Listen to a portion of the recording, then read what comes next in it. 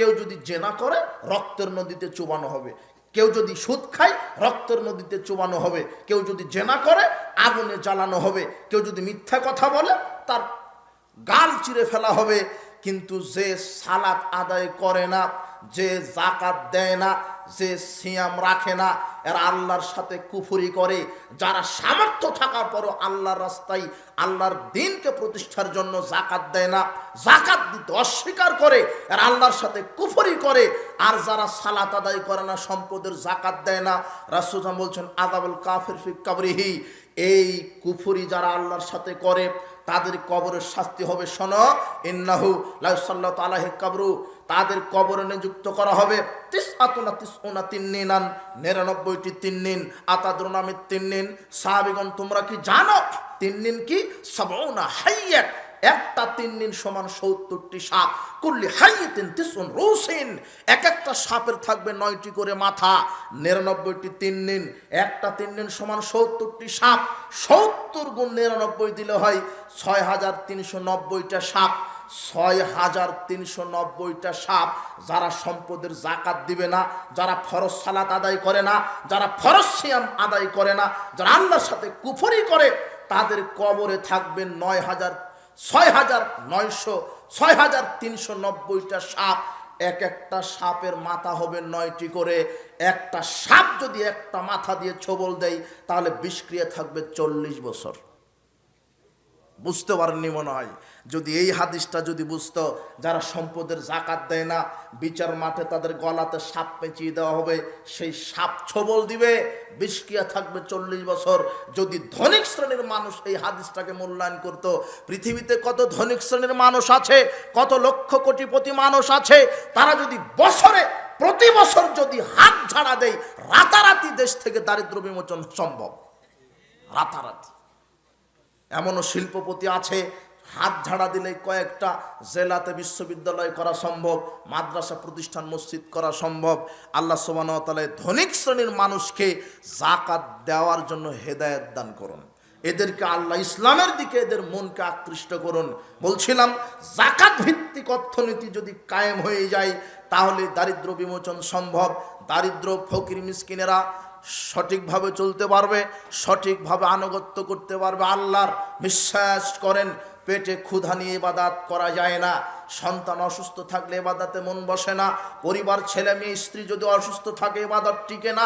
তাই আল্লাহ সবচেয়ে যেটা জোরালোভাবে দাবি করেছেন, সবচেয়ে যেটা জোরালো বিধান প্রতিষ্ঠিত করতে বলেছেন, সেটা তোমরা যাকাত ভিত্তিক অর্থনীতি কায়েম করো। বলছিলাম, আপনাকে কি দিয়ে বোঝাই? সবচাইতে বিচার মাঠে কঠিন শাস্তি হবে, কঠিন অপমানজনক শাস্তি হবে যারা সম্পদের যাকাত দেয় না তাদের।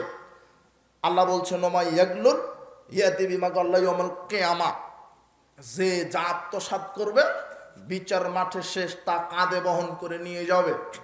যত দুর্নীতিবাজ আছে দেশে, যারা দেশের সম্পদ চুরি করে, রাষ্ট্রের সম্পদ চুরি করে, জনগণের সম্পদ চুরি করে, যে যা চুরি করেন, আপনি ক্ষমতায় গিয়ে যদি 1 শতক, 1 অর্ধ বিঘত জমি যদি আত্মসাৎ করেন, তাহলে আল্লাহ বিচার মাঠে ওরকম 7 তবক জমি খনন করতে বাধ্য করবেন। 7 তবক জমি যখন খনন হয়ে যাবে, আপনার কাঁধে ঝুলিয়ে দিবেন। আপনি এতিমের জমি আত্মসাৎ করেছেন, প্রতিবেশীর কোনো মামা, কোনো চাচার বা প্রতিবেশী কোনো ভাইয়ের জমি আত্মসাৎ করেছেন, যত পরিমাণ জমি আত্মসাৎ করেছেন সেই পরিমাণ জমি আপনার কাঁধে বহন করতে হবে। আপনি ক্ষমতায় ছিলেন, রাতারাতি 200-500 একর জমি আত্মসাৎ করেছেন, জমি আপনার কাঁধে থাকবে। আপনি রাষ্ট্রীয় কোষাগার থেকে টাকা চুরি করেছেন, জনগণের সম্পদ থেকে লেপ কাঁথা চুরি করেছেন, স্বর্ণ চুরি করেছেন, চাল, গম, তেল চুরি করেছেন, এই যা আত্মসাৎ করেছেন আপনার কাঁধে সেটা থাকবে।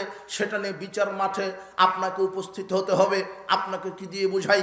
রাসূল সাল্লাল্লাহু আলাইহি ওয়াসাল্লামকে বললেন, আল্লাহর নবী, এই যে একটা লোক আপনাকে হাদিয়ে দেওয়া হলো, ইউকালুহু মেদাম, যার নাম মেদাম, এ হত্তর হালান লিরাসূলিল্লাহ সাল্লাল্লাহু আলাইহি ওয়াসাল্লাম, মেদামটি রাসূলের হাওদা ঠিক করছিলেন। ইদা সাবা সামুন আয়রন, হঠাৎ করে মেদামকে একটা তীর লেগে গেল, ফাকাতালাহু, মেদাম মারা গেলেন। মেদাম যখন মারা গেলেন, ফাকালান নাস হানিয়ান লাহুল জান্নাহ, জনগণ বললেন, বাহ, লোকটা কত সৌভাগ্যবান, রাসূলের খাদেম, রাসূলের কাজ করত, লোকটা জান্নাতে চলে গেল। রাসূল সাল্লাল্লাহু আলাইহি ওয়াসাল্লাম বলছেন, কাল্লা ওয়াল্লাযী নাফসু বিয়াদিহি, শোনো, কখনো নয়, আল্লাহর কসম করে বলছি কখনো নয়। ইন্না খাযাহা ইয়াওমা খায়বার মিনাল মাগানিম লাম তুসবিহাল মাকাসিম।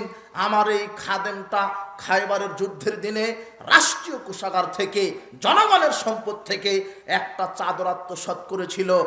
লা তাশতাইলু আলাইহি নারান, একটা চাদর আত্মসাৎ করার কারণে আল্লাহ তাকে জাহান্নামের আগুনে ঝলসিয়ে দিচ্ছে। ফালাম্মা সামিয়া যালিকান নাস, এই কথা যখন একটা লোক শুনলেন, যারা নিলেন নবী সাল্লাল্লাহু আলাইহি ওয়াসাল্লাম সেরা কেন সেরা কায়নে, এক ব্যক্তি একটা সুতা, একটা জুতার ফিতা রাসূলের কাছে এসে বলছেন, আল্লাহর নবী, আমি এই জুতার ফিতা আত্মসাৎ করেছি, 10-এর সম্পদ থেকে, রাষ্ট্রীয় কোষাগার থেকে একটা জুতার ফিতা চুরি করেছি, তবুও কি জাহান্নামে যেতে হবে?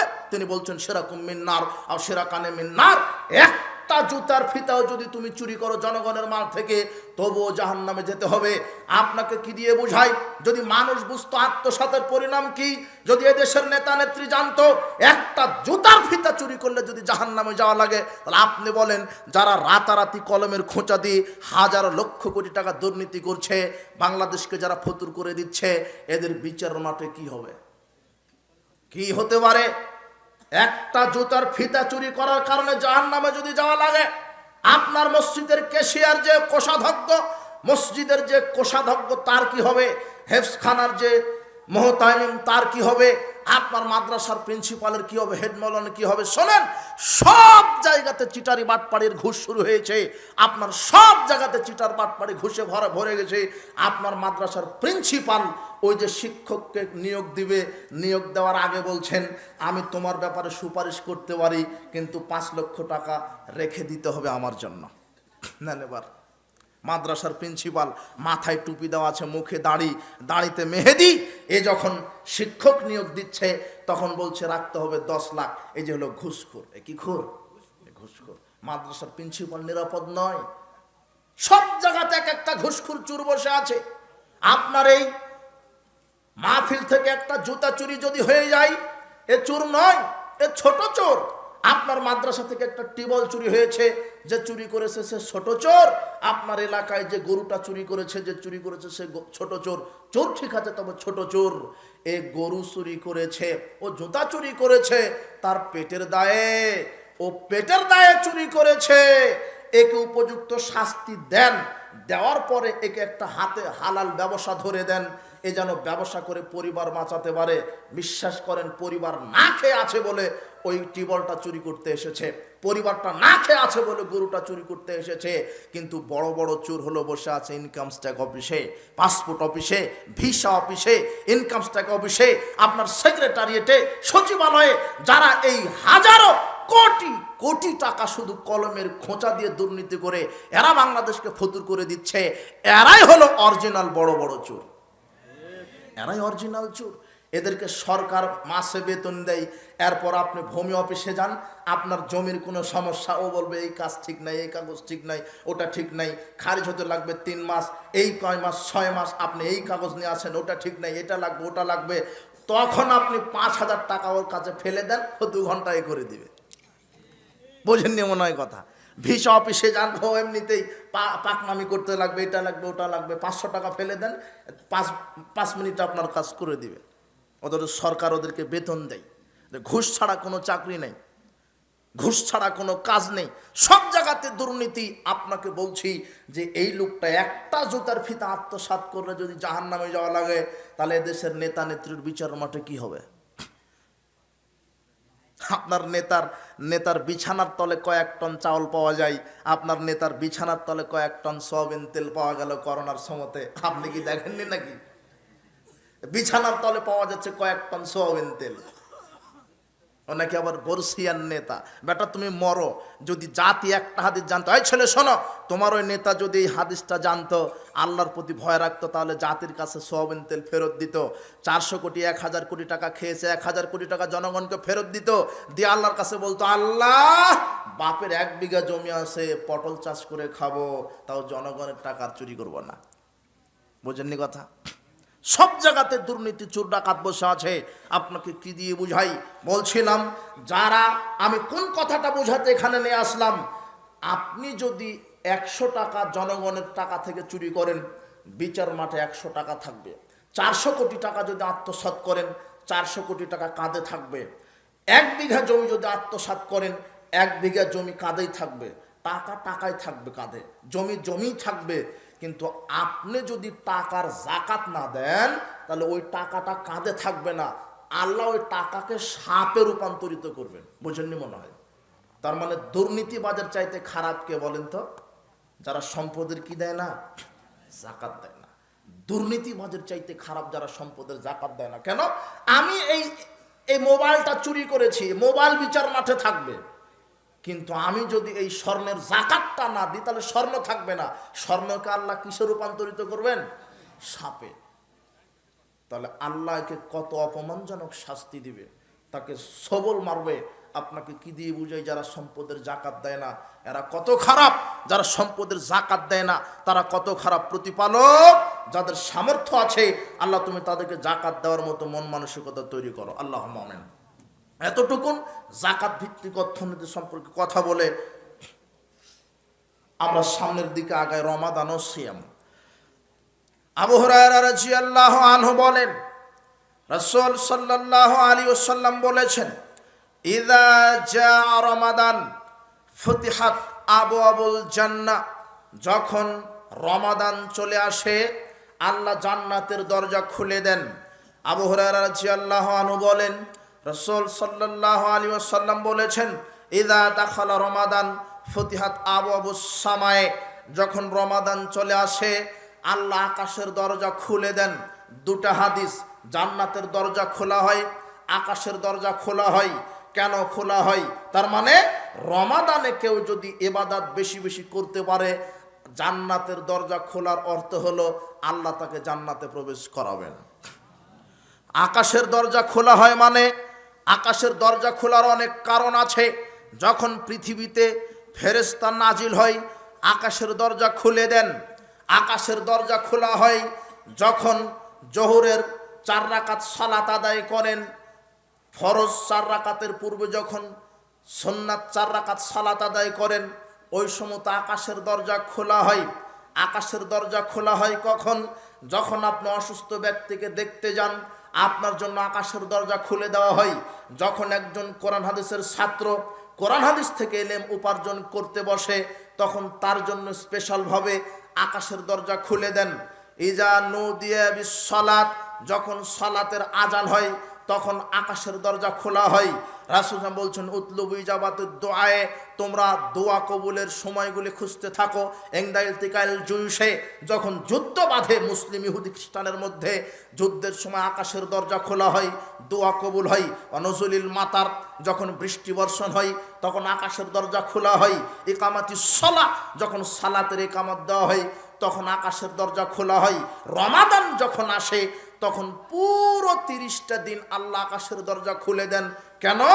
রমাদানে যে যত বেশি দোয়া করবে, আল্লাহ আকাশের দরজা খুলে রাখেন শুধু তার দোয়াটা কবুল করবেন বলে, আপনার দোয়াটা কবুল করবেন বলে। অন্যান্য দিন আকাশের দরজা খোলা হয়, তবে ওটা সময়ে সময়ে। কিন্তু রমাদান এমন একটা মাস, প্রত্যেকটা সেকেন্ড, প্রত্যেকটা মিনিট, প্রত্যেকটা ঘন্টা, প্রত্যেকটা দিন, রমাদানের 30টা দিনই আল্লাহ 7 আকাশের সব দরজা খুলে দেন। যা চাইবেন, যা দোয়া করবেন, আল্লাহ আপনার দোয়া কবুল করে নেন। এই জন্য রমাদান মাস বেশি বেশি দোয়া কবুলের মাস। বেশি বেশি দোয়া করবেন, তওবা ইস্তেগফার পাঠ করবেন, কোরআন তেলাওয়াত করবেন। ফরজ সিয়াম তো রাখবেনই রাখবেন, কোরআন তেলাওয়াত করবেন, দান সদকা করবেন। আপনি সামর্থ্য থাকলে রমাদানে উমরা করবেন। রাসূল সাল্লাল্লাহু আলাইহি ওয়াসাল্লাম বলছেন, কেউ যদি রমাদানে উমরা করে, সে যেন আমার সাথে হজ আদায় করলো। রমাদানে বেশি বেশি দান খেরাত করবেন, কোরআন তেলাওয়াত করবেন, তওবা ইস্তেগফার পাঠ করবেন। পারলে সেই দশকে ইতিকাফ করবেন। ইতিকাফ হলো তাকওয়া উপার্জনের একটা মাধ্যম। টাকা উপার্জনের একটা মাধ্যম। শেষের 10 দিন নিজেকে আটকিয়ে রাখা, দুনিয়াবি চিন্তা চেতনা থেকে নিজেকে আটকিয়ে রাখা। আল্লাহ আমাদেরকে ইতিকাফ করার তৌফিক দান করুন, আল্লাহুম্মা আমিন। বলছিলাম, রমাদান এটা একটি বরকতপূর্ণ মাস, এটা রহমতের মাস, এটা ক্ষমার মাস, এটা নাজাতের মাস। কিন্তু একটা সমাজে জাল হাদিস আছে, বলা হয় যে রমাদানের প্রথম 10 দিন রহমত, দ্বিতীয় 10 দিন মাগফিরাত, তৃতীয় 10 দিন নাজাত। এটা হলো জাল হাদিস। এটা কি জাল হাদিস। এই হাদিস ঠিক নয়। যদি প্রথম 10 দিন রহমত হয়, তাহলে আল্লাহ শেষের 20 দিন আর দয়া করবেন না, তাই না? বুঝেননি কথা? যদি শেষের 20 দিন রহমত করেন, তাহলে শেষের রহমত লেখা হয়নি কেন? শুধু 10 দিন রহমত, তার মানে শেষের 20 দিন আর কি নাই? রহমত নাই। মাঝের 10 দিন মাগফিরাত মানে ক্ষমা, ওপরের 10 দিনও ক্ষমা নাই, শেষের 10 দিনও ক্ষমা নাই, শুধু মাঝখানের 10 দিন ক্ষমা, তাই না? শেষের 10 দিন নাজাত, ওপরের 20 দিন নাজাত নাই। তার মানে এই হাদিসটা অনেক সহিহ হাদিসের বিরোধী। এই হাদিসকে যদি বিশ্বাস করেন, তাহলে আল্লাহ হবেন জুলুমকারী, নাউজুবিল্লাহি মিন জালিক। শুধু প্রথম 10 দিনই ক্ষমা করবেন, দ্বিতীয় 10 দিনই ক্ষমা করবেন? জি না। শুধু প্রথম 10 দিন রহমত? জি না। রাসূল সাল্লাল্লাহু আলাইহি ওয়াসাল্লাম বলছেন, ইযা জা রমাদান, যখন রমাদান চলে আসে, ফুতিহাত আবওয়াবুর রাহমা, সারা রমাদান আল্লাহ রহমতের দরজা খুলে রাখেন। বুঝেননি? গোটা রমাদানি রহমত, গোটা রমাদানি ক্ষমা। আবু হুরায়রা রাদিয়াল্লাহু আনহু বলেন, রাসূল সাল্লাল্লাহু আলাইহি ওয়াসাল্লাম বলেছেন, ইযা কানা আউয়ালু লাইলাতিন মিন শাহরি রমাদান, রমাদানের প্রথম রাত্রি যখন চলে আসে, সুফিদাতিশ শায়াতিন, শয়তানকে বেঁধে ফেলা হয়, মারাদাতুল জিন্নে, অবাধ্য জিনকে শৃঙ্খলাবদ্ধ করা হয়, ফতিহাত আবওয়াবুল জান্নাহ, জান্নাতের দরজা খোলা হয়, ফালাম ইউগলাক মিনহা বাব, আর বন্ধ করা হয় না, ওয়া গুল্লিকাত আবওয়াবুন নার, ফালাম ইফতা মিনহা বাব, জাহান্নামের দরজা বন্ধ করা হয়, আর খোলা হয় না। ইউনাদি মুনাদিন, ফেরেশতারা আহ্বান করতে থাকেন রমাদানে, ইয়া বাগিয়াল খায়রে, হে কল্যাণের অগ্রযাত্রী, হে সৎ আমলকারী, তোমরা বেশি বেশি সৎ আমলের প্রতিযোগিতা করো। ইয়া বাগিয়াশ শাররে, হে বদ আমল সম্পাদনকারী, তোমরা থেমে যাও, তোমরা খারাপ কাজ করো না। ওয়ালিল্লাহি উতাকাউ মিনান নার ওয়া যালিকা কুল্লা লাইলাহ, রমাদানের প্রত্যেক রাত্রেই আল্লাহ হাজার হাজার জাহান্নামী মানুষকে নাজাত দিয়ে জান্নাতে প্রবেশ করান। শুধু কি 10 দিন হলো? জি না। যালিকা কুল্লা লাইলাতিন, প্রত্যেকটা রাত্রেই আল্লাহ বহু জাহান্নামী মানুষকে আল্লাহ জান্নাতে প্রবেশ করান। শুধু 10 দিন নাজাত নয়, পুরো রমাদান নাজাতের মাস, পুরো রমাদান ক্ষমার মাস, পুরো রমাদান বরকতের মাস। এই জন্য রমাদানকে বেশি বেশি ইবাদতে মূল্যায়ন করবেন। আল্লাহ সুবহানাহু ওয়া তাআলা বলছেন, ইয়া আইয়ুহাল্লাযীনা আমানু কুতিবা আলাইকুমুস সিয়াম কামা কুতিবা আলাল্লাযীনা মিন ক্বাবলিকুম লাআল্লাকুম তাত্তাকুন, হে বিশ্বাসীগণ, তোমাদের উপরে সিয়ামকে ফরজ করা হয়েছে, যেমন পূর্বের সবার উপরে সিয়াম ফরজ করা হয়েছিল, যাতে করে তোমরা তাকওয়াশীল হতে পারো, তাকওয়া অবলম্বন করতে পারো। এই জন্য আমি আল্লাহ সিয়াম ফরজ করেছি। ওয়ান্তাসুমু খায়রুল লাকুম, তোমরা সিয়াম রাখো, সিয়াম তোমাদের জন্য কল্যাণকর, তোমরা সিয়াম রাখো, সিয়াম তোমাদের জন্য কল্যাণকর। আবু হুরায়রা রাদিয়াল্লাহু আনহু বলেন, রাসূল সাল্লাল্লাহু আলাইহি ওয়াসাল্লাম বলেছেন, কুল্লু আমাল ইবনে আদম ইউদাফুল হাসানাতু বিআশরি আমসালিহা ইলা 700 যিফ, আল্লাহ আদম সন্তানের প্রত্যেকটা নেকির কাজকে 10 থেকে 700 গুণ পর্যন্ত বাড়িয়ে দেন। 1 টাকা দান করেছেন, 10 নেকি দেওয়া হয়, 10কে 700 করা হয়, 700কে 1000 কোটি গুণ বাড়িয়ে দেওয়া হয়। 1 ওয়াক্ত সালাত আদায় করেছেন, 10 নেকি লেখা হয়, 10কে 700 করা হয়, 700কে 1000 কোটি বাড়িয়ে দেওয়া হয়। ওয়াকাল আল্লাহু তাআলা ইল্লা সাম, তবে আল্লাহ বলছেন সিয়ামের কোনো নেকি হয় না।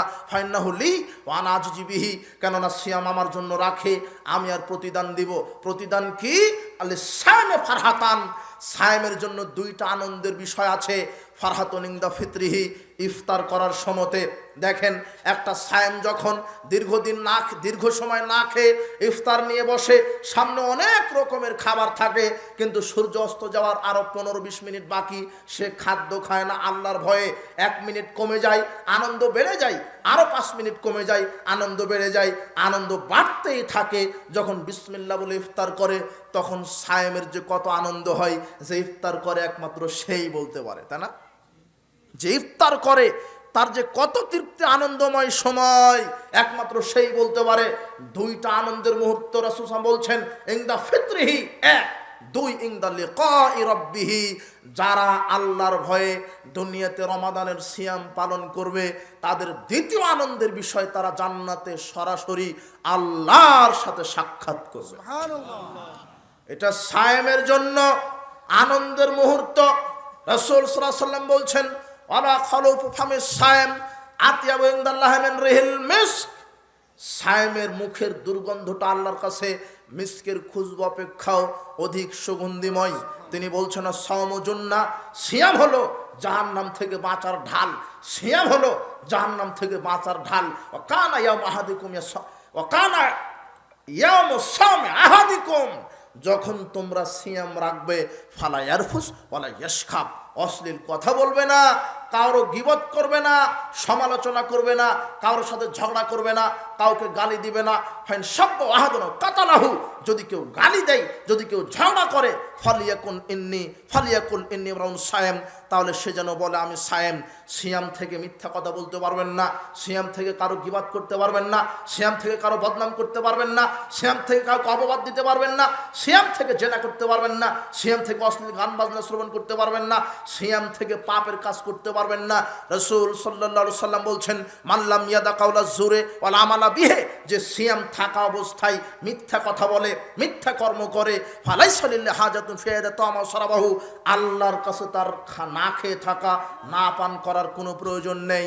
সিয়াম থাকা অবস্থায় পাপ কাজ করলে শুধু না খেয়ে থাকাই হবে, আল্লাহর কাছে এর কোনো প্রতিদান পাওয়া যাবে না। সিয়াম আছেন, সিয়ামের বাংলা হলো বিরত থাকা, মানে শুভে সাদিক থেকে নিয়ে সূর্য ডুবা পর্যন্ত যাবতীয় পাপ কাজ থেকে, পানাহার থেকে, না খেয়ে পানাহার থেকে, অশ্লীল বেহায়াপনা, স্ত্রী সম্ভোগ থেকে, যাবতীয় অশ্লীল বেহায়াপনা কাজকর্ম, পাপ কাজ থেকে বিরত থাকার আরবি নামটাই কি? সিয়াম।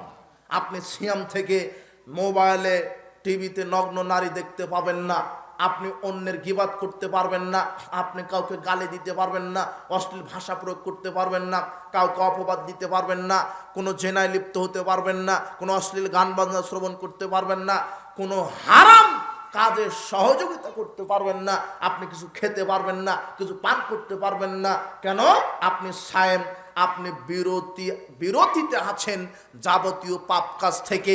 যদি আপনি শুভে সাদিক থেকে নিয়ে সূর্য অস্ত পর্যন্ত আপনি সব কাজ থেকে, পাপ কাজ থেকে বিরত থাকতে পারেন, না খেয়ে পানাহার না করে থাকতে পারেন, তবে আপনার সিয়াম আল্লাহ কবুল করবেন। কিন্তু সিয়ামও আছেন, মানুষকে গালি দেন, পাপ কাজ করেন, নগ্নতা চর্চা করেন, সুদ ঘুষের অঙ্ক কষেন, আপনার ইবাদত কবুল হবে না। আপনি সুদের ব্যবসায়িক, আপনি হারামখোর।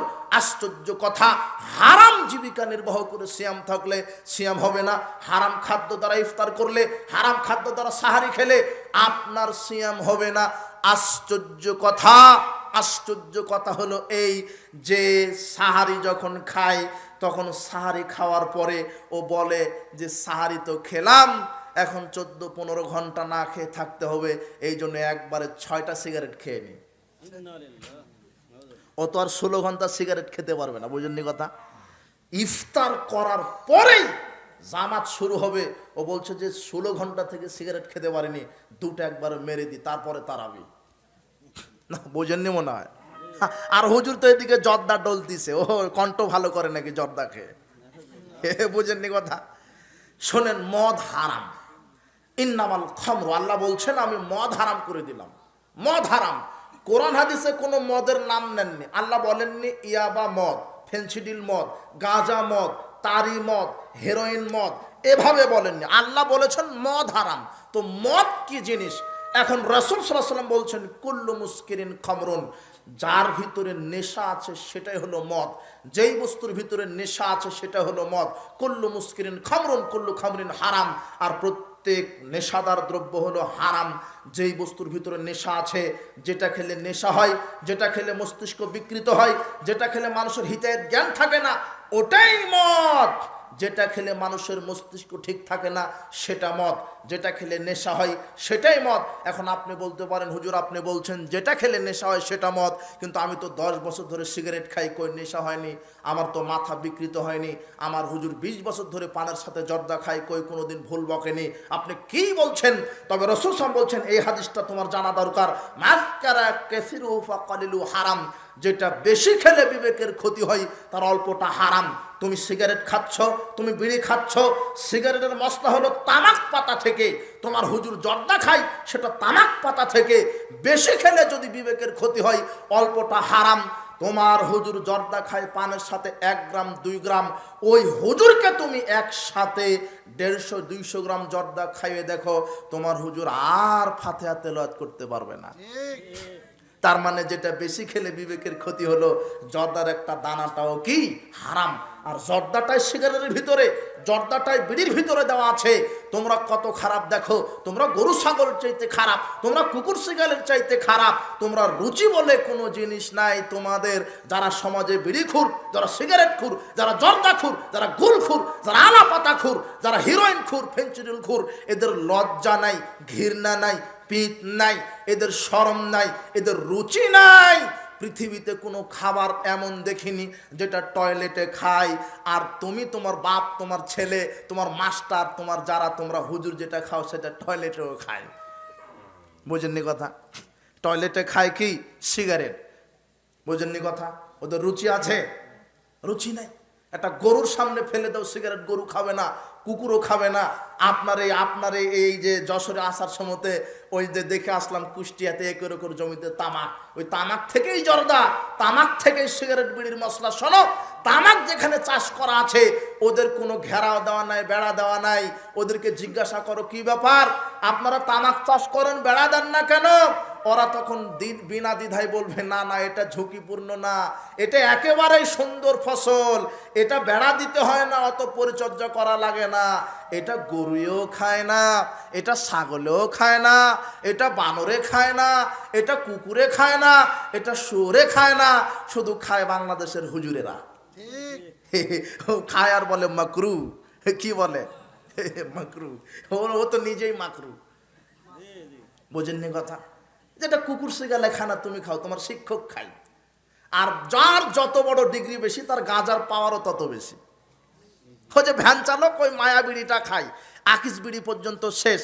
আর দেখো মাস্টার ডিগ্রি পাস একটা যুবক, ও বলছে যে আমি তো বিসিএস ক্যাডার, আমি তো এমবিবিএস ডাক্তার, আমি তো ইংরেজিতে অনার্স মাস্টার্স করা, আমি কেন বিড়ি খাবো? আমি খাবো ব্যঞ্জন সুইচ। ও কি খাবে? ও ব্যঞ্জন সুইচ খাবে। ও যত শিক্ষিত, তার গাঁজার পাওয়ার তত কি বেশি। পৃথিবীতে কোনো পাপীকে জুতা পিটা করেনি মুহাম্মদ সাল্লাল্লাহু আলাইহি ওয়াসাল্লাম। সুদ সমান পাপ, তারপরে সুদখুরকে জুতা দিয়ে পিটাননি। জেনা খুবই খারাপ, জেনাকারকে জুতা দিয়ে পিটাননি। এই আত্মসাৎ করা খুবই খারাপ, আত্মসাৎকারীকে জুতা দিয়ে পিটাননি।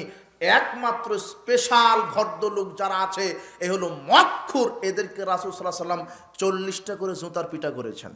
কয়টা করে? 40টা। বাংলাদেশ সংবিধানে যদি শরীয়ত কায়েম থাকতো, তাহলে যত বিড়িখুর, সিগারেটখুর, গুলখুর, জর্দাখুর, ইয়াবাখুর, ফেন্সিডিলখুর, এদেরকে সরকার ধরে কয়টা করে জুতার বাড়ি দিতেন? 40টা। এই ছেলে শোনো, তুমি তো জুতার বাড়ি খাওয়ার যোগ্য, তুমি কিসের সার্টিফিকেট নাও? তুমি কিসের শিক্ষিত মনে করো? তুমি বিশেষ কারার মনে করছো কেন? ইঞ্জিনিয়ার পরিচয়, আইনজীবী পরিচয় দাও কেন? তুমি একটা হারামখোর। তোমার প্যান্ট টাকনোর নিচে দাড়ি চাচা, পকেটের সিগারেট, বেটি ল্যাংটা, তোমার আজানের পরে সালাত নাই। আশ্চর্য কথা, আপনার ছেলে গর্ব করেন, ছেলে আমার বিসিএস ক্যাডার, ছেলে একটা আইনজীবী, ছেলে একটা হয়েছে সচিব, মাসে 2.5 লক্ষ টাকা বেতন পায়, কিন্তু দুর্ভাগ্য অজু জানে না। কি জানে না? অজুই জানে না। 2.5 লক্ষ টাকা বেতন পায়, দুর্ভাগ্যজনক সত্য, জানাজার দোয়াটা শিখেনি। মেয়ে একটা পেয়েছি, বাপ গর্ব করছে। হ্যাঁ ছেলে, তোমার বাপ বলছে মেয়ে একটা হয়েছে, একেবারে ডানা কাটা পরি। রাস্তা দিয়ে যাওয়ার সময়তে ছেলে পেলে লাইন ধরে, লাইন ধরে। আর তোমার এই ছেলে, আর আপনাকে বলছে অভিভাবক, আপনাকে বলছে আপনার মেয়েটা, আপনার ছেলেটা যেই প্রতিষ্ঠানে পড়ে, ওই প্রতিষ্ঠানে এখন বলে দিয়েছে যে যত লুচ্চামি করতে পারবে তাকে বেশি নম্বর দেওয়া হবে। এখনো বুঝতে পারেননি? এখন একাডেমিক ভাবে নাচ গান শেখানো হচ্ছে, যে বেশি নাচতে পারবে তার নম্বর বেশি, যে বেশি কাটা পোশাক পরতে পারবে তার নম্বর বেশি। যান তদন্ত করেন, প্রাইমারিতে যান, হাই স্কুলে যান, হাই স্কুলের হেডমাস্টার বসে আছে, আর হাই স্কুলের সাধারণ শিক্ষকগুলি মঞ্চে উঠে নাচানাচি করছে। হাই স্কুলের ক্লাস 8, 9-এর টেনের এই যে মেয়েরা যারা যুবতী যাদের 2 বছর পূর্বে বিবাহ দিলে 2টা করে বাচ্চা হতো, এমন মেয়েরা নগ্ন পোশাক পরে মাস্টারের হাত ধরে মঞ্চের উপরে নাচানাচি করে, পাশে বক্সে গান বাজে, মেয়েটা মাস্টারের হাত ধরে নাচে, উলঙ্গ পোশাক পরে নাচে, ঠোঁটে লিপস্টিক দিয়ে, কপালে ফোঁটা দিয়ে, উলঙ্গ আটোসাটো পোশাক পরে মাস্টারের সাথে নাচে। আর অন্যান্য হেডমাস্টারেরা, অন্যান্য অভিভাবকেরা, মেয়ের বাপটাই ওই মঞ্চের নিচে চেয়ারে বসে আছে, বসে থেকে বলছে, মাস্টার সাহেব, এই যে হেডমাস্টার সাহেব আপনাকে বলছি, ওই যে ফারসা করে মেয়েটা দেখেন, ওই যে ফারসা ফারসা লম্বা চুল, লম্বা ফারসা চুল, ওই যে দেখেন ফোঁটা দেওয়া আছে দেখছেন, ওই যে ভালো করে মাজাটা দলিয়ে নাচানাচি করছে, একটু দোয়া করে দেন তো, একটু দোয়া করে দেন যাতে বেশি করে বেশ্যাগিরি করতে পারে। তখন মাস্টার সাহেব বলছে আলহামদুলিল্লাহ। বুঝতে পারেনি মনে হয়? তার মানে এরা যদি মানুষ হয় তাহলে কুকুরকে। মোহাম্মদ সাল্লাল্লাহু আলাইহি ওয়াসাল্লাম ইয়াজালু মিনহুমুল কিরদাতুল খানাজির, যারা গান বাজনা শ্রবণ করে করায়, যারা অশ্লীল গান বাজনা শ্রবণ করে, এরা শুয়োর আর বানর। এরা কি? যারা গান বাজনা মোবাইলে, টিভিতে, এই বিশ্ববিদ্যালয়ে, এই হাই স্কুলে, প্রাইমারিতে যারা গান বাজনা শ্রবণ করে করায়, এরা হলো শুয়োর আর কি বানর। এটা মোহাম্মদ সাল্লাল্লাহু আলাইহি ওয়াসাল্লাম বলছেন। হেডমাস্টার সাহেব আপনাকে হাদিস নাম্বার দিয়ে দিলাম, খুঁজেন। মোহাম্মদ সাল্লাল্লাহু আলাইহি ওয়াসাল্লাম বলছেন ইবনে মাজার 4019 এবং 20 নম্বর হাদিস, ইয়াজালু মিনহুমুল কিরদাতুল খানাজির, যারা অশ্লীল গান বাজনা শ্রবণ করে করায় ব্যবস্থা করে, এরা হলো শুয়োর আর বানর। এরা কি? শুয়োর আর বানর। হাজী সাহেব মেয়ের বিবাহেতে বক্স নিয়ে এসেছে, হাজী সাহেব হলো শুয়োর। কি? হাজী সাহেব কি? শুয়োর। যে তার মেয়েকে ছেলেকে গান বাজনা বাজিয়ে বিবাহ দিচ্ছে, এরা হলো শুয়োর। এরা হলো শুয়োরের বংশজাত, এরা মানুষই নয়, একেবারে শুয়োর। শুয়োর মানে এদের আচরণ শুয়োরের মতো। বুঝেননি কথা? আল্লাহর কাছে শুয়োর যেমন, গান বাজনা যারা শ্রবণ করে এরা তেমন, মদ যারা খায় এরা তেমন, শুয়োর বানর। আল্লাহ একটু বেশি বলেছেন, বালহুম আদাল, এরা শুয়োরের চাইতে খারাপ। কেন? শুয়োরের বিবেক নাই, কিন্তু মাস্টারের বিবেক আছে, তারপরেও এ গান বাজনা শ্রবণ করছে, তার মানে শুয়োরের চাইতে কি বেশি খারাপ। আপনার ছেলে, আপনার মেয়েটা শুয়োর, আর আপনি তো আগেই শুয়োরের বাপ। কেন? আপনার ছেলে আপনার মেয়েটা নাচ, আপনি কিছুই বলতে পারেন না। হ্যাঁ বেটি ঠিক আছে, মোহরানা দেওয়া লাগবে না, বের হয়ে চলে যা। বুঝেননি কথা? বয়ফ্রেন্ড বলছে, আব্বু আমি গার্লফ্রেন্ডের সাথে আছি শিক্ষা সফরে। ও বলছে গার্লফ্রেন্ড, আর আপনার মেয়েটা বলছে সমস্যা নেই আব্বু, আমার কাছে বয়ফ্রেন্ড আছে আমার সাথে। এই ছেলে, তোমার বাপ আমাদেরকে ফোন দিয়ে বলে, হুজুর আমার মেয়েটা বিবাহ হয়েছে 1 সপ্তাহ হয়নি, কিন্তু জামাই পক্ষের লোকেরা বলছে আমার মেয়ের পেটে নাকি 4 মাসের বাচ্চা। এই 1 সপ্তাহ তো হয়নি, 4 মাসের বাচ্চা কেন? তখন আমি বলেছি আপনার মেয়েটা কয়বার শিক্ষা সফরে গেছে? তখন বলছে বেহিসাব। এই শিক্ষা সফরে কতবার গেছে?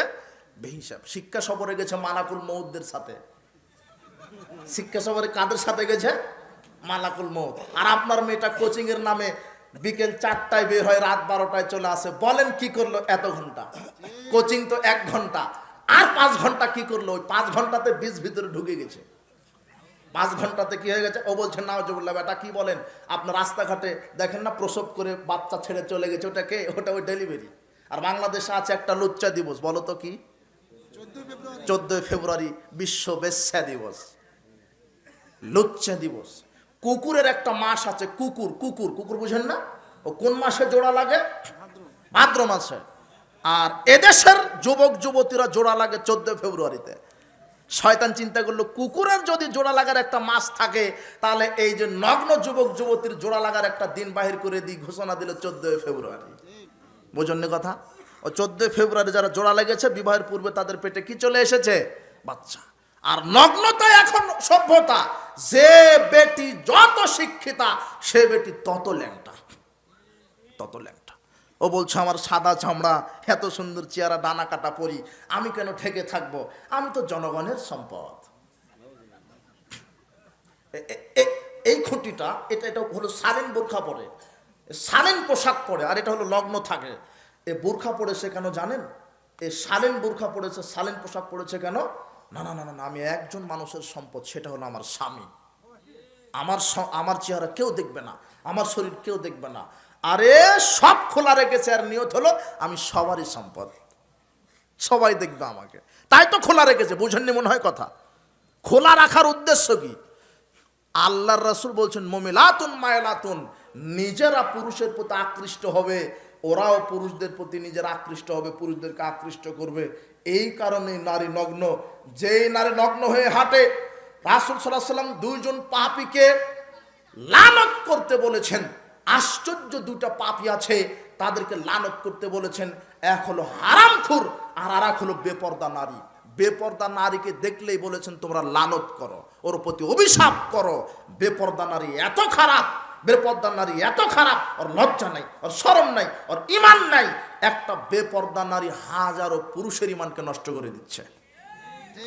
আপনার উলঙ্গ নারীকে যদি 10,000 লোক দেখে, 10,000 লোক যত পাপী, আপনার মেয়ে একাই তত পাপী। আপনার মেয়ে 10,000 লোকের সমান পাপী, আপনি পিতা হিসেবে আপনি একাই তত পাপী। সালাসাতুন কাদ হারামাল্লাহু আলাইহিমুল জান্নাহ, 3 শ্রেণীর মানুষ জান্নাতে যাবে না, তাদের উপরে জান্নাত হারাম। 1, মুদমিনুল খামর, যারা নিয়মিত মাদক সেবন করে। 2, ও দায়ুস, যাদের বউ বেটি বেপরদায় চলে, ল্যাংটা হয়ে রাস্তাঘাট স্কুল কলেজে চলে, এদের অভিভাবক পিতা জান্নাতে যাবে না। রাজুলাতুম মিনান নিসায়ে, যেই মহিলা পুরুষের পোশাক শার্ট প্যান্ট পরে রাস্তাঘাটে হাঁটে, এই মহিলা জান্নাতে যাবে না। 3 শ্রেণীর মানুষ জান্নাতে যাবে না। যারা দায়ুস, যাদের বউ বেটি বেপরদায় চলে। 2, যারা মদ পান করে। 3, যারা যেই মেয়েরা পুরুষের শার্ট প্যান্ট লুঙ্গি, পুরুষের শার্ট প্যান্ট পরে, এরা জান্নাতে যাবে না। তার মধ্যে আপনি আছেন। আপনার মেয়েটা যদি ল্যাংটায় ঘুরে, আপনার জান্নাত হবে না। বলছিলাম, আপনি লক্ষ্য করেন, হারাম থেকে বাঁচেন, হারাম থেকে বাঁচেন। আশ্চর্য কথা, সবাই হারামখোর, কেউ বা সুদখোর, কেউ বা ঘুষখোর, কেউ বা মদখোর, কেউ বা দুর্নীতিবাজ। আপনি ইফতারটা করছেন, ইফতারও করছেন হারাম টাকা দিয়ে, আপনার ইবাদত কবুল হবে না। শোনেন, আমি এখানে বলেছি একটা কথা, যে আপনার দাদি 40 বছর তাহাজ্জুদ পড়ে। কত বছর ধরে? 40 বছর, কিন্তু কোনোদিন অজু করেনি। কি করেনি? অজু করেনি। আপনার দাদির অজু ছাড়া তাহাজ্জুদ যেমন, আপনার ঘুষের সুদের চুরি করা টাকাতে খেজুর কিনে বিসমিল্লাহ বলে ইফতার করা তেমন। এখনো বুঝেননি মনে হয়। আল্লাহ বলছেন হালালান তাইয়্যিবা, পবিত্র হালাল হতে হবে। খেজুরটা হালাল, কিন্তু ঘুষের টাকাতে কেনার কারণে খেজুর অপবিত্র। গরুর গোশটা হালাল, কিন্তু সুদের টাকাতে কেনার কারণে গরুর গোশ অপবিত্র। বুঝেননি কথা? হুজুর খুতবাতে বলে দিয়েছে খেজুর দ্বারা ইফতার করা সুন্নাত। এখন আপনি খেজুর কিনেছেন, যেই টাকা দিয়ে কিনেছেন সেটা হলো চুরি করা টাকা, যেই টাকা দিয়ে কিনেছেন সেটা সুদের, যেই টাকা দিয়ে কিনেছেন সেটা ঘুষের। খেজুর দিয়ে ইফতার করলে সিয়াম কবুল হবে না। কেন? সিয়াম অপবিত্র, টাকা হারাম। ইন্নাল্লাহ তাইয়্যিব লা ইয়াকবালু তাইয়্যিবা, আল্লাহ পবিত্র, আল্লাহ পবিত্র ছাড়া কিছু কবুল করেন না। এই জন্য হালাল খাবেন, হালাল।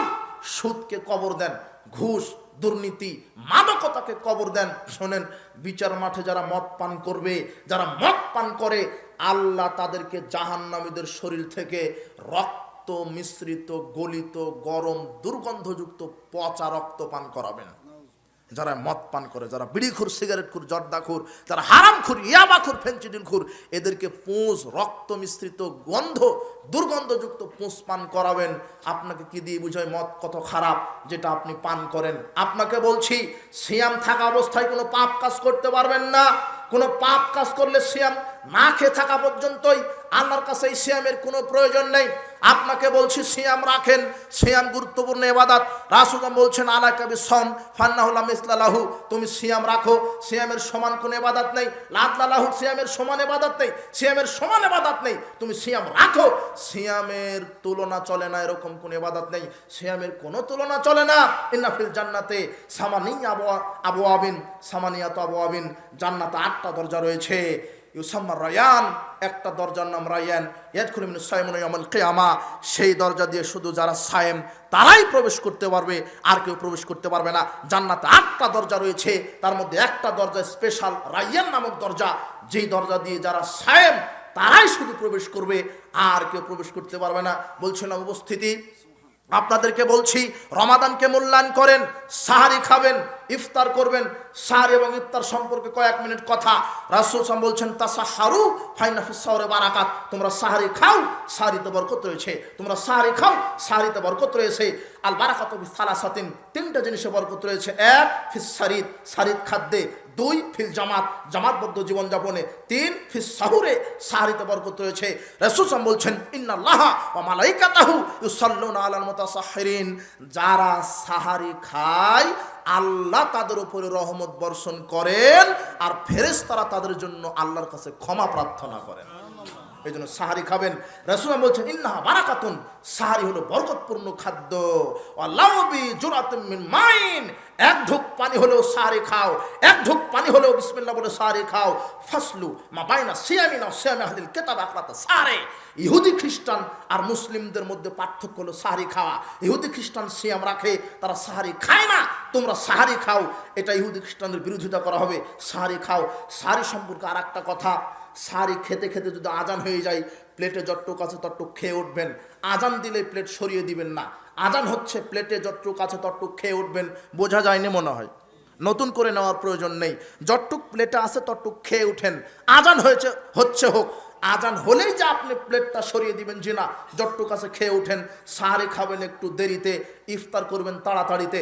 সাহারি খাবেন একটু দেরিতে, ইফতার করবেন তাড়াতাড়িতে। রাসূল সাল্লাল্লাহু আলাইহি ওয়াসাল্লাম বলছেন লা ইয়াজালুন নাস বিখাইরিন মাযালুন ফিতরা, মানুষ ততদিন কল্যাণের উপরে বিজয় থাকবে যতদিন তাড়াতাড়ি ইফতার করবে। মানুষ ততদিন বিজয় থাকবে কল্যাণের উপরে যতদিন তাড়াতাড়ি ইফতার করবে। আবু হুরায়রা রাদিয়াল্লাহু আনহু বলছেন, রাসূল সাল্লাল্লাহু আলাইহি ওয়াসাল্লাম বলছেন লা ইয়াজালু লা যাহিরান লা ইয়াজালুদ্দীনু যাহিরান মাযালান নাসুল ফিতরা, দিন মানুষের উপরে ততদিন বিজয় থাকবে যতদিন মানুষ তাড়াতাড়ি ইফতার করবে। তাড়াতাড়ি ইফতার মানে রাসূল সাল্লাল্লাহু আলাইহি ওয়াসাল্লাম বলছেন 1954 নম্বর হাদিস সহিহ বুখারী, ইযা গরাবাতিশ শামস ফাকাদ আফতারা সায়েম, যখন সূর্য ডুবে যায় ডোবার সাথে সাথে সায়েম ইফতার করবে। সূর্য যখন ডুবে যায় তখন ইফতার করবে। আশ্চর্য দুর্ভাগ্যজনক হলেও সত্য কথা, এদেশের ইফতারের সময়সূচিতে লেখা থাকে সূর্য অস্ত যাওয়ার সময় 6টা 40, ইফতারের সময় 6টা 43। সূর্য অস্ত যাওয়ার সময় 6টা 45, ইফতারের সময় 6টা 48। 3 মিনিট 4 মিনিট যোগ করে, কেন? সতর্কমূলক। রাসূল সাল্লাল্লাহু আলাইহি ওয়াসাল্লাম বলে যেতে পারতেন না যে 2-1 মিনিট সতর্কমূলক তোমরা দেরি করো।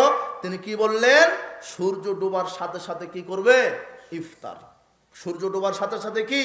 সূর্য ডোবার সাথে সাথে ইফতার। 3 মিনিট 2 মিনিট যদি দেরিতে ইফতার করেন তাহলে আপনার স্বভাব হবে ইহুদি খ্রিস্টানের মতো। ঠিক। লিআন্নাল ইয়াহুদা ওয়ান নাসারা আখিরুন, কেন? ইহুদি খ্রিস্টানেরা দেরিতে ইফতার করে। রাসূল সাল্লাল্লাহু আলাইহি ওয়াসাল্লাম বলেছেন সূর্য ডোবার সাথে সাথে ইফতার, অতএব সূর্য ডোবার সাথে সাথে ইফতার। 3 মিনিট 5 মিনিট যোগ করার কোনো সুযোগ নাই। বুঝেননি কথা? ইফতার করবেন সূর্য ডোবার সাথে সাথেই। আবার বলে পেট কি এত বড় হয়েছে 14 ঘন্টা না খেয়ে থাকতে পেরেছি, 3 মিনিট পারবো না? দেখেন, আরে সতর্কমূলক। রাসূল সাল্লাল্লাহু আলাইহি ওয়াসাল্লাম বলে যেতে পারতেন না যে সতর্কমূলক 2 মিনিট দেরি করো? জি না, তিনি বলেছেন ইলা গরাবাতিশ শামস, যখন সূর্য ডুবে যাবে তখনই সায়েম ইফতার করবে। সূর্য ডুবছে 6টা 45, ইফতার হবে 6টা 45। রাসূল সালমান বিন আমির রাদিয়াল্লাহু আনহু বলছেন, রাসূল সাল্লাল্লাহু আলাইহি ওয়াসাল্লাম বলেছেন ইযা আফতারা আহাদুকুম, যখন তোমরা ইফতার করবে, ফাল ইফতির আলা তামরিন, খেজুর দ্বারা ইফতার করো। ফাল্লাম ইয়াজিদ, যদি খেজুর না থাকে, ফাল ইফতির আলা মাইন, পানি দ্বারা ইফতার করো। ফাইন্নাহু তাহুর, পানি হলো পবিত্র। আচ্ছা, খেজুর না থাকলে কি দ্বারা ইফতার? পানি। খেজুর না দ্বারা কি? খেজুর যদি না থাকে, রাসূল সাল্লাল্লাহু আলাইহি ওয়াসাল্লাম বলেন খেজুর যদি থাকে তাহলে কি? খেজুর দ্বারা। যদি না থাকে তাহলে কি দ্বারা? পানি দ্বারা। আমাকে আজকে একটা ছেলে বলছেন একজন নাকি বলেছে খেজুর না থাকলে বড়ই দ্বারা। এই কি পাগলের কারবার এগুলি বলেন তো দেখি। হ্যাঁ, কেমন হয়ে গেল? খেজুর যদি না থাকে বড়ই। তো অবাক কথা হলো। আল্লাহদেরকে শরীয়তের সঠিক বুঝ দান করুন, আল্লাহুম্মা আমিন। রাসূল সাল্লাল্লাহু আলাইহি ওয়াসাল্লাম বলছেন যে খেজুর যদি থাকে তাহলে খেজুর, না থাকলে পানি। কেন? পানি হলো পবিত্র। খেজুর নাই, আছে তরমুজ, ছামুচা, বেগুনি, মিষ্টি, মৌরি, আরো অনেক কত প্রকারের খাবার আছে, কোনোটা দিয়ে চলবে না। খেজুর নাই, এখন কি? আগে পানি। ইফতার করার সময়তে বলবেন বিসমিল্লাহ। ইফতারের দোয়া কি? বিসমিল্লাহ। আল্লাহুম্মা লাকা সুমতু রিজকিকা লা আফতারতু, এই দোয়াটা ঠিক নয়, এই দোয়া বলা যাবে না। বিসমিল্লাহ বলবেন। রাসূল সাল্লাল্লাহু আলাইহি ওয়াসাল্লাম যখন ইফতার করতেন ইফতার করার পরে বলতেন যাহাবাজ জামাউ আবতাল্লাতুল উরুকু ওয়া সাবাতাল আজরু ইনশাআল্লাহ, তৃষ্ণা দূর হয়ে গেল, শিরা উপশিরা সিক্ত হলো, আল্লাহ চাহে তো জান্নাত নির্ধারিত হয়ে গেল। এই দোয়াটা বলবেন, বিসমিল্লাহ বলে ইফতার। কি বলে? ইফতার। তারপরে এই দোয়াটা ইফতার নিজে করবেন, আর একজনকে করাবেন। ইজা ফাত্তারা সায়মান, যখন কেউ অন্য কাউকে ইফতার করায়, ফালাউ মিসলা আজরিহি, ইফতার করার কারণে যাকে ইফতার করারও তার সমপরিমাণ নেকি আল্লাহ তাকে দান করেন। তাহলে নিজে ইফতার শুধু করবেন, আর একজনকে করাবেন। এক গ্লাস পানি এগে দিয়ে বলবেন ভাই ইফতার করেন, ওই জন্য কথা। সামর্থ্য নয় এক গ্লাস পানি দিয়ে ইফতার করাবেন, সামর্থ্য আছে খেজুর দ্বারা, সামর্থ্য আছে মানুষকে দাওয়াত দিয়ে ইফতার করাবেন। আল্লাহ আমাদেরকে ইফতার করানোর তৌফিক দান করুন। রমাদানে ইফতার করবেন, ইফতার করাবেন, সিয়াম রাখবেন, কোরআন তেলাওয়াত করবেন, উমরা করবেন, দান সাদকা করবেন, ফিতরা আদায় করবেন। ফিতরা কি দিয়ে আদায় করবেন? টাকা দিয়ে ফিতরা আদায় হবে না, টাকা দিয়ে ফিতরা আদায় হবে না। সারা পৃথিবীর সব মানুষ যদি টাকা দিয়ে ফিতরা আদায় করে, ফিতরা আদায় হবে না। খাদ্যদ্রব্য দিয়েই ফিতরা আদায় করতে হবে। বুঝলেন কথা? আপনার এই পচা টাকার চাইতে রাসূল সাল্লাল্লাহু আলাইহি যুগে আরো স্বর্ণের টাকা ছিল, দামি টাকা। তিনি বলতে পারতেন না যে টাকা দিয়ে ফিতরা দাও, বলেছেন খাদ্যদ্রব্য দ্বারাই ফিতরা দিতে হবে, খাদ্যদ্রব্য দ্বারাই ফিতরা দিতে হবে। টাকা দিয়ে ফিতরা দিলে ফিতরা আদায় হবে না। আপনি ফিতরা আদায় করবেন। রমাদানে অনেক আমল আছে, আল্লাহ তুমি আমাদেরকে আমল করার তৌফিক দান করো। বলছিলাম সাহারি খাবেন, ইফতার করবেন। সাহারিতে ডাকাডাকি করে রাসূল সাল্লাল্লাহু আলাইহি ওয়াসাল্লাম বলছেন, বেলাল যখন আজান দেয় তখন সাহারি খাও, যতক্ষণ না আব্দুল্লাহ ইবনে উম্মে মাকতুম আজান না দেয়। সহিহ বুখারী 617 নম্বর হাদিস। আর রাসূল সাল্লাল্লাহু আলাইহি ওয়াসাল্লাম সাহারির আজান দিতে বললেন, আর দেশের এক শ্রেণীর মানুষ সাহারিতে ডাকাডাকি করে, গজল গায়, তাই না? এটা ঠিক নয়, এটা হলো বিদআত। কারেন্ট বিদ্যুৎ না থাকলে আবার ঢোল তবলা নিয়ে বের হয়, যে উঠেন উঠেন, আর মাত্র 30 মিনিট বাকি আছে, উঠে পড়ুন, রান্না করুন, তাই না? এইভাবে ডাকাডাকি বেদাত, এইভাবে ডাকাডাকি যাবে না। বলছিলাম যে আপনি রমাদানকে মূল্যায়ন করেন। এবারে শোনেন, রাসূল আল্লাহ সুবহানাহু ওয়া তাআলা বলছেন, ফামান কানা মিনকুম মারিদান আওয়ালা সাফারিন, যদি তোমাদের মধ্যে কেউ মুসাফির থাকে, অসুস্থ থাকে, ওয়ালাল্লাযীনা ইউতিকুনাহু ফিদিয়াতুন তাআমু মিসকিন, এবং যদি বার্ধক্যজনিত কারণে অপারগ হয়, তাহলে তাদেরকে কি করতে হবে? তাদের ইসলাম বলে দিয়েছে অসুস্থ দুই ধরনের, একটা চিরস্থায়ী রোগী, একটা অস্থায়ী রোগী। যদি চিরস্থায়ী রোগী হয় তাহলে সে প্রত্যেক সিয়াম বদলে ফিদিয়া দিবে, একজন ফকির মিসকিনকে খাওয়াই দিবে, একটা সিয়াম সমান একটা মিসকিনকে খাওয়ানো। আর যদি ক্ষণস্থায়ী সাময়িক 2 দিন 5 দিন 7 দিন অসুস্থ থাকার কারণে সিয়াম রাখতে পারেননি, তাহলে আপনার উপরে কাজা ওয়াজিব হবে। আপনি এই 5টা 7টা সিয়াম কাজা আদায় করবেন, সময়সীমা আগামী রমাদান পর্যন্ত।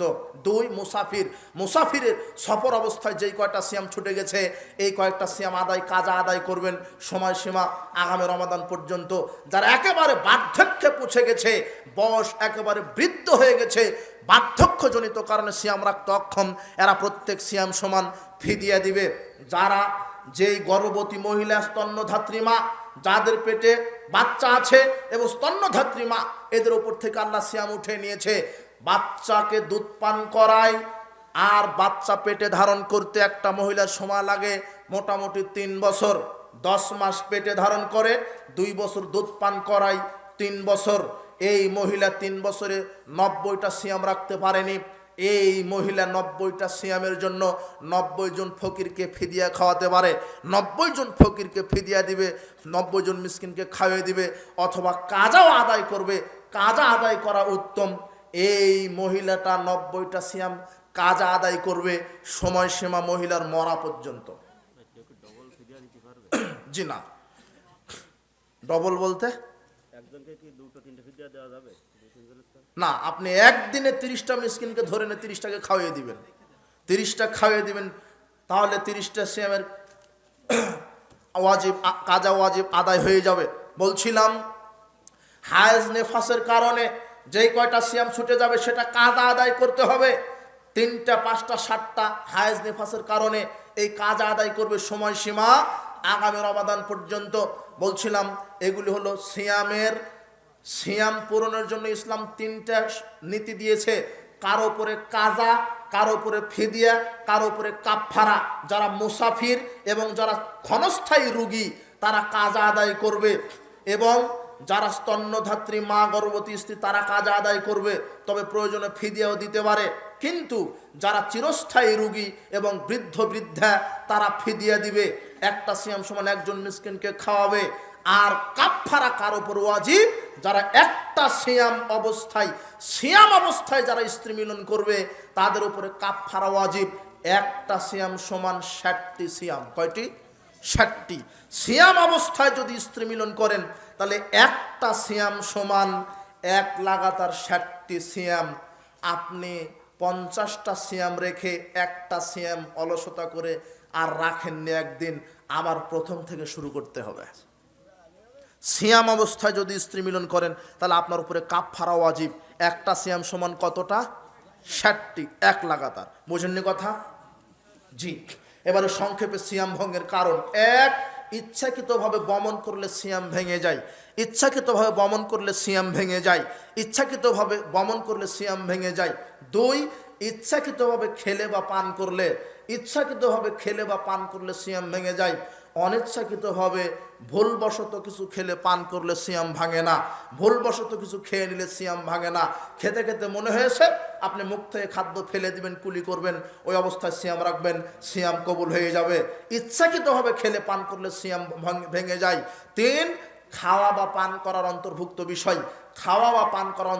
বিষয়। যেমন কোনো ইনজেকশন বা কোনো স্যালাইন যদি নেন, এমন ইনজেকশন যে ইনজেকশন শরীরে খাদ্য তৈরি করে, পুষ্টি তৈরি করে, এমন ইনজেকশন নিলে সিয়াম ভেঙে যাবে।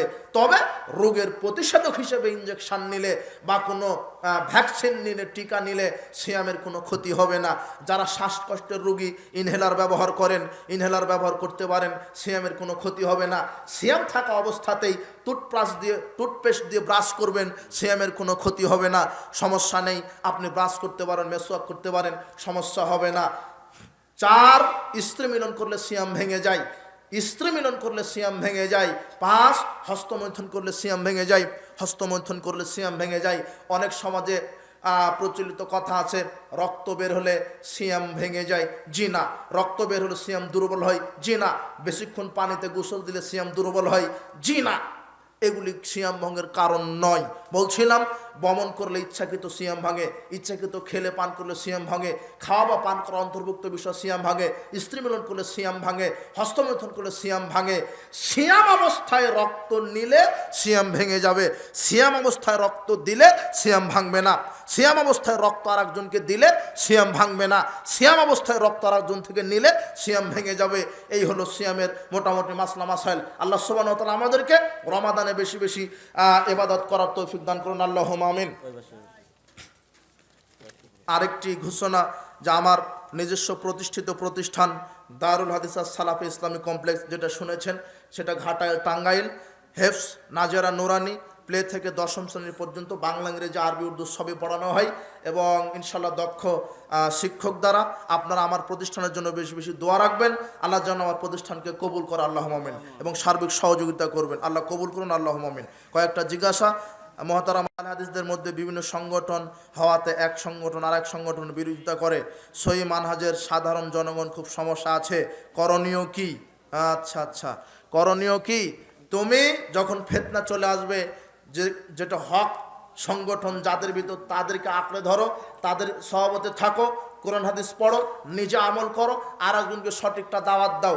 মানুষ হিংসা করুক, হিংসা যারা করছে বিচার মাঠে কেউ কারো পাপ বহন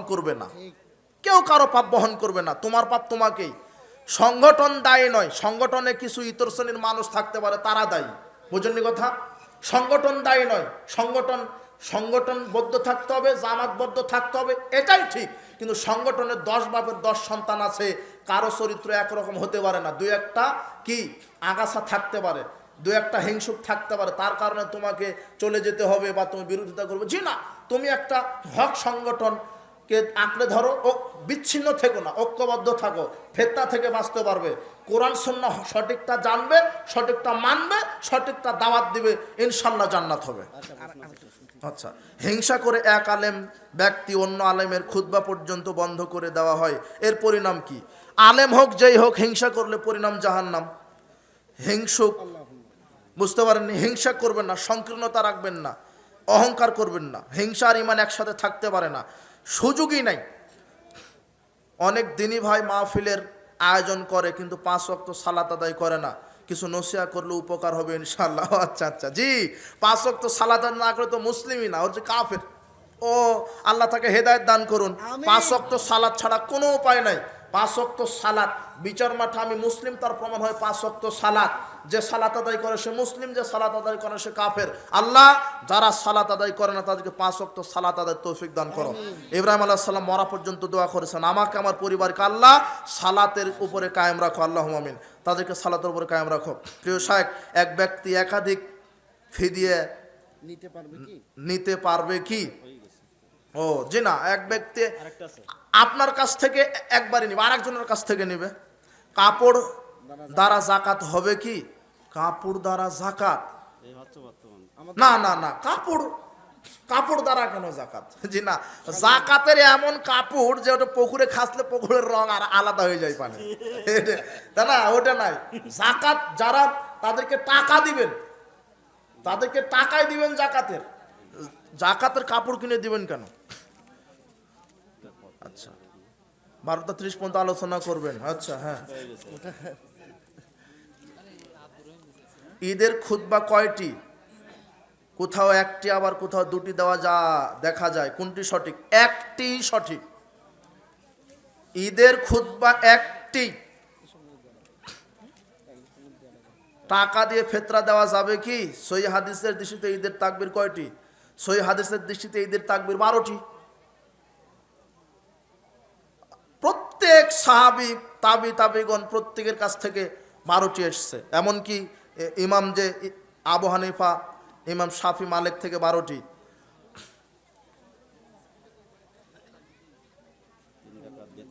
তিন রাকাত বিতের মাগরিবের সালাতের নাই পড়ারও সহিহ হাদিস আছে, তাই এ নিয়ে ফিতনা করা সমীচীন নয়। উক্ত বক্তব্য কি সঠিক?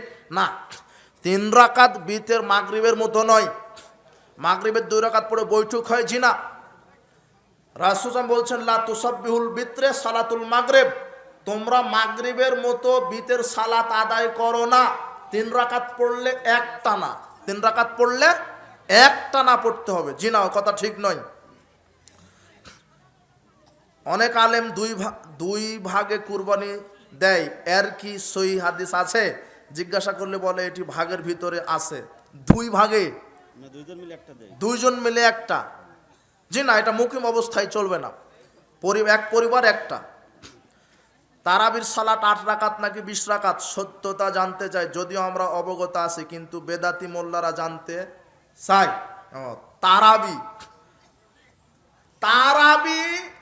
তারাবি বলে কোনো সালাতই নাই। তারাবি বলে কি নাই? কি আছে? কিয়ামুল লাইল, সালাতুল লাইল, রাত্রের সালাত। ও কত বড় চাপাবাজ, বলছে তারাবি 20 রাকাত, তাহাজ্জুদ 8 রাকাত। কথা সালাত কিন্তু একটাই, কিন্তু 20 রাকাত কায়েম করবে বলে বলছে 20 রাকাত তারাবি, তাহাজ্জুদ 8 রাকাত। তো রাসূল সাল্লাল্লাহু আলাইহি ওয়াসাল্লাম 8 রাকাত তাহাজ্জুদ পড়েছেন, তারপরে 20 রাকাত তারাবি পড়েছেন, তাহলে দলিল দিতে হবে না? বুঝেননি কথা? জি না। 1145 নম্বর হাদিস, আয়েশা রাদিয়াল্লাহু তাআলা আনহাকে জিজ্ঞাসা করা হলো রাসূল সাল্লাল্লাহু আলাইহি ওয়াসাল্লামের রমাদানে কিভাবে সালাত আদায় করতেন।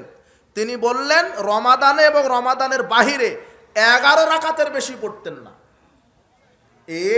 যেটাই তাহাজ্জুদ সেটাই তারাবি, এটা কোনো দুটা আলাদা সালাত নয়, 8 রাকাতই এটাই।